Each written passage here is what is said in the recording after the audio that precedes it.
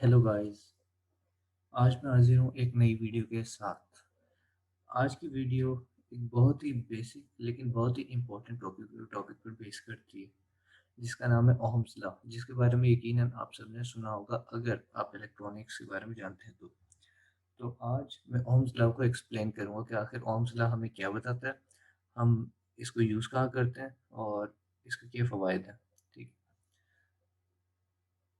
जो Ohm's law जो है, ये इलेक्ट्रॉनिक्स के लिए बिल्कुल एक गोल्डन लॉ है। इसके जो एडवांस रूल्स हैं, जैसे कि नॉर्टन्स लॉ और Thevenin theorem, Norton's equivalent circuit और कर्चॉफ्स लॉ, ये जितने भी मॉडर्न लॉज हैं वो सारे इसी पर बेस करते हैं। तो ओहम्स लॉ में बताता क्या है? ओहम्स लॉ में बताता है कि वोल्टेज किसी भी कंपोनेंट के अक्रॉस बराबर होते हैं, इक्वल टू आई आर, यानी कि current through that component multiplied by its resistance. ठीक। यहाँ पे बात रेजिस्टर्स की हो रही फिलहाल, ये कैपेसिटर्स या फिर इंडक्टर्स के बारे में बात नहीं हो रही। ये सिंपल कंपोनेंट्स रेजिस्टर्स के बारे में हो रही है। ठीक है। यानी कि फ़र्ज़ करें हमारे पास एक सर्किट है जिसमें हमने दो रेजिस्टर्स पैरेलल में लगा दिए। हमें पता करना है कि आखिर इसमें क्या करंट क्या फ़्लो कर रहे हैं, या फिर अगर हम ऐसा सर्किट बनाते हैं, क्योंकि हम जानते हैं कि जब भी हम कोई सर्किट बनाते हैं उससे पहले हम उसकी कैलकुलेशंस करते हैं। उसी कैलकुलेशन में हम देखते हैं कि अगर हम इस पर इतने वोल्टेजेस अप्लाई करते हैं तो इसमें से कितना करंट फ़्लो होगा, या फिर अगर इसमें से हम एक specific amount of current flow करें तो इसके अक्रॉस वोल्टेजेस क्या होंगे। तो चलिए अभी एक सर्किट बनाते हैं और देखते हैं कि इस फॉर्मूले के ज़रिए या फिर ओहम्स लॉ के ज़रिए हम कैसे पता करते हैं कि किसी कंपोनेंट के अक्रॉस क्या वोल्टेजेस होंगे। ये रजिस्टर का सिंबल है। ये सिंबल इसका यूरोपियन सिंबल है। ये नीचे वाला इसका ये है यूएस सिंबल, क्योंकि दो स्टैंडर्ड्स होते हैं, हर मुल्क के अपने अपने स्टैंडर्ड्स होते हैं। हम जो फॉलो करते हैं, पाकिस्तान जो फॉलो करता है वो करता है यूएसए का स्टैंडर्ड। ठीक है। अब यूनाइटेड स्टेट का स्टैंडर्ड जो है वो ये है, उसके मुताबिक रजिस्टर का सिंबल ये है, बल्कि यूरोपियन में ये सिंबल है। अब चलिए देखते हैं कि वो सर्किट कैसे काम करता है और हम ओम्स लॉ को कैसे इस्तेमाल में लाते हैं।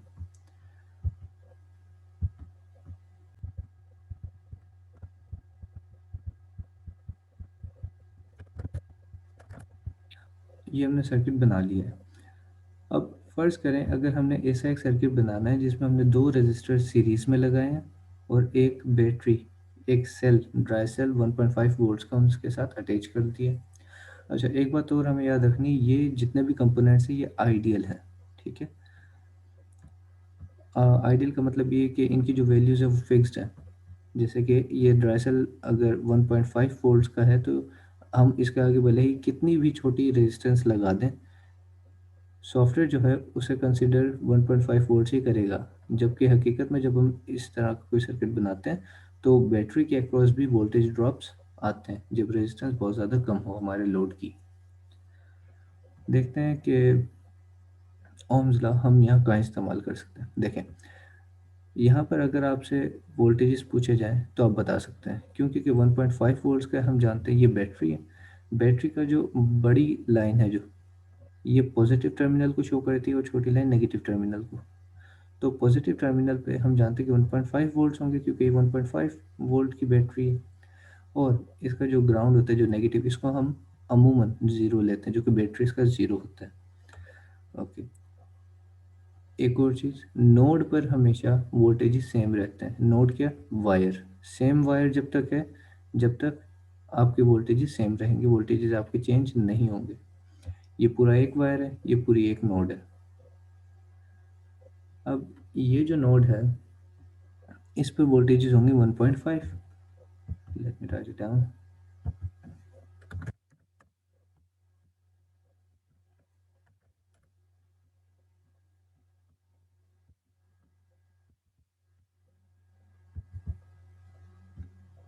ओके, ये 1.5 वोल्ट है। Zoom it down. इस नोड पर हमारे वोल्टेज जो है वो है 1.5,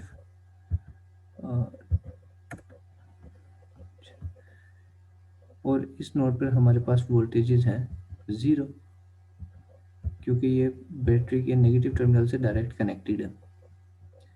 अब हमसे सवाल किया गया है कि इस नोड पर वोल्टेजेस कितने हैं। इस नोड पर, वहाँ पर तो हमने देखकर बता दिया। अब हमने कोई भी सर्किट बनाने से पहले कैलकुलेशन करनी होती है, तो कैलकुलेट कर कर हमने बताना है कि यहाँ पर अगर हम ऐसा कोई सर्किट बनाते हैं तो इस नोड पर हमारे पास वोल्टेजेस क्या होंगे। उसको कैलकुलेट करने के लिए हम इस्तेमाल करते हैं ओहम्स लॉ। कैसे? सबसे पहले हमने आर इक्विवेलेंट निकाल लेनी है। आर इक्विवेलेंट कैसे निकालनी है वो बताते हैं। ये जो रेजिस्टेंसेज है, जब रेजिस्टेंसेज सीरीज में होती हैं तो इनको हम ऐड कर देते हैं, सिंपली ऐड कर देते हैं। तो 10 + 20 क्या होगा? 30। तो हमारी इक्विवेलेंट रेजिस्टेंस आ जाएगी 30। और हमारे पास जो वोल्टेज सोर्स है, जो हमारी बैटरी है, वो 1.5 वोल्ट की। ओहम्स लॉ में हम जानते हैं कि V = IR। हमने अभी फाइंड करना है करंट। ठीक है, क्यों? अब देखते हैं। अगर मैं आपको कहता हूँ कि इस नोड पर आपने वोल्टेजेस बताने हैं विथ रिस्पेक्ट टू ग्राउंड, ठीक है, तो अगर विथ रिस्पेक्ट टू ग्राउंड अगर आपने इसके वोल्टेजेस बताने हैं तो आपको इसके रेजिस्टेंस पता है 20। इसका करंट अगर हम पता कर लें तो हमें इसके वोल्टेज पता चल जाएंगे। क्यों? क्योंकि वोल्टेज = IR। हम उस करंट को जो कि इस रेजिस्टर से पास हो रहा है मल्टीप्लाई कर देंगे रेजिस्टर से, तो हमारे पास इसके अक्रॉस वोल्टेज आ जाएंगे। तो चलिए करंट फाइंड करते हैं। करंट फाइंड करने का तरीका क्या है? पहले आर इक्विवेलेंट निकालनी है और फिर वोल्टेज सोर्स ये रहा, तो V/R, ये R हमारा यहाँ पर आ जाएगा।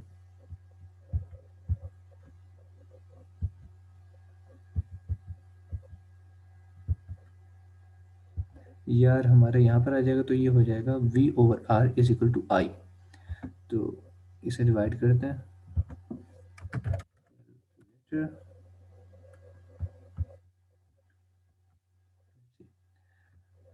हमने क्या करना है, यहाँ पर करंट फाइंड करना है। अब करंट फाइंड करने के लिए ये फार्मूला अप्लाई करते हैं। तो V वोल्टेज जो कि हमारे पास है 1.5 वोल्ट्स, 1.5 डिवाइडेड बाय R, चूँकि नीचे आ चुका है, इसके अपॉन में है, डिनोमिनेटर बन चुका है। तो अब हम इस 1.5 को डिवाइड कर देंगे आर इक्विवेलेंट से। आर इक्विवेलेंट कितनी है? 30। क्यों? 10 + 20, 30।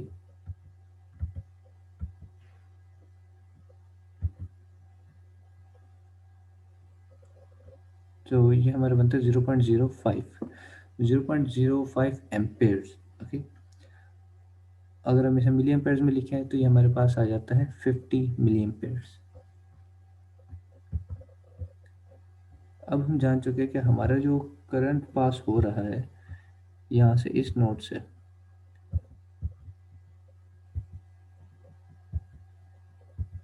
इस नोड से जो हमारा करंट पास हो रहा है ये है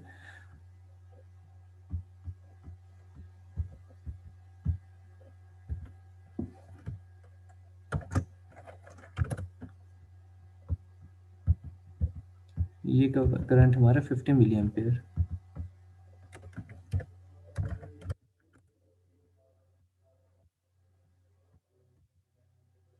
50 मिली एम्पेयर। अब हम देख सकते हैं जो करंट यहाँ से पास हो रहा है वो उतना ही करंट यहाँ से आउट होगा। क्यों? क्योंकि मैं अपनी पिछली एग्जांपल्स में भी आपको बता चुका हूँ कि करंट जो है वाटर की तरह फ्लो करता है। जैसे पानी पाइप में से फ्लो करता है उसी तरह से करंट वायर्स में से फ्लो करता है। इसके बीच में कुछ भी आ जाए, जब तक उतना करंट आगे से निकलेगा नहीं तब तक यहाँ से उतना करंट फ्लो नहीं होगा। तो हम सिंपली कह सकते हैं कि ये जो पूरी वायर है, रेजिस्टर्स के अंदर से जो करंट फ्लो होगा वो होगा 50 मिली एम्पेयर। ठीक है, 50 मिली एम्पेयर करंट इस रेजिस्टर से होते हुए इस नोड में आएगा, इस नोड से होते हुए इस रेजिस्टर में, और इस रेजिस्टर से होते हुए वापस अपने सोर्स में चला जाएगा। अब हम जानते हैं कि करंट हमारे पास है 50 मिली एम्पेयर। ओम्स लॉ हमें क्या बताता है, voltage is equal to I R. हमने यहाँ पे वोल्टेज ही फाइंड करने थे, तो वोल्टेज फाइंड करने थे, तो अब करंट हम फाइंड कर चुके हैं। इस करंट को हम इसके रेजिस्टेंस से मल्टीप्लाई करेंगे तो हमारे पास वोल्टेज आ जाएंगे। तो चलिए करते हैं।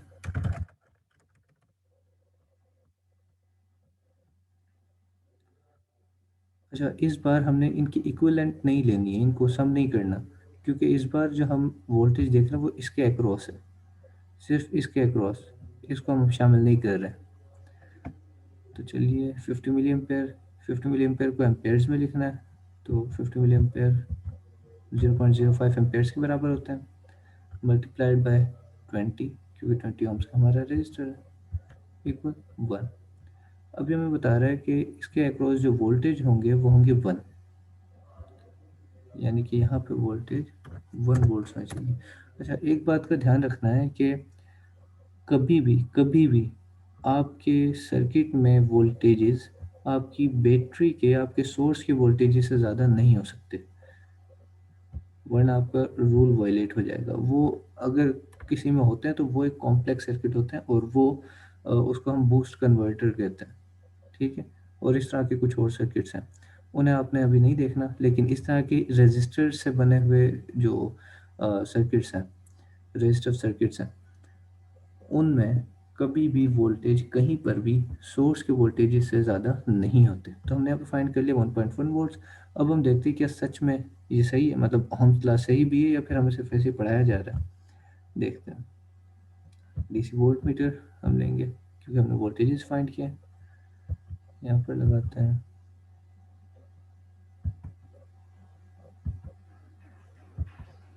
ओके। अब इसे सिमुलेट करते हैं और देखते हैं।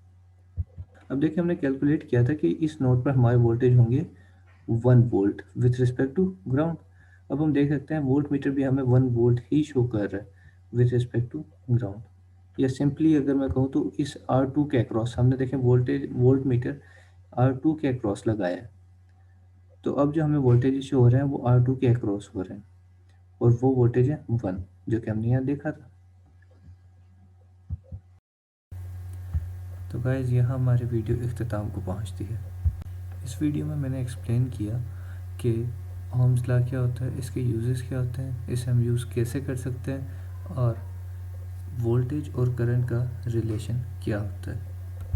उम्मीद है आपको समझ आया होगा, और अगर आपको इसमें मेरी बात अच्छी लगी या मेरी वीडियो अच्छी लगी तो बराए मेहरबानी वीडियो को लाइक करें और चैनल को सब्सक्राइब करें।